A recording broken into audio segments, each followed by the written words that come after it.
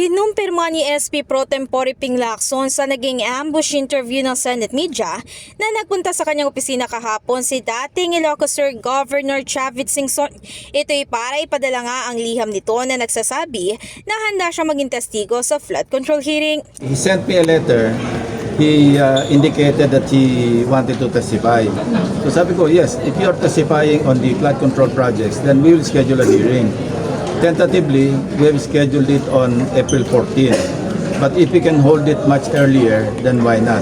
Ngunit sa kabila nga nito, ipinaliwanag niya na hindi niya ito maring may kasaagad dahil pa-adjourn na bukas ang kanilang sesyon at kung magpapatawag raw siya agad ay baka hindi na makarating ang iba pa niyang kasamahan dahil nasa vacation mode na ito.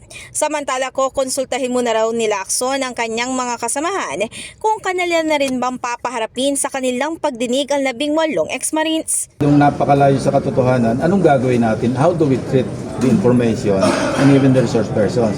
Ang iniwasan ko, once obvious na nagsisinungaling, mayroong mag-motion para i-cite for contempt. Pagkatapos i-detain, medyo may problema tayo doon. Ano? Sabihin natin public opinion, parang inaapi nyo pa yung mga resource persons. But we should treat them in the same manner that we treated the other resource persons. And they are lying through their teeth. Mahirap naman sigurong double standard tayo.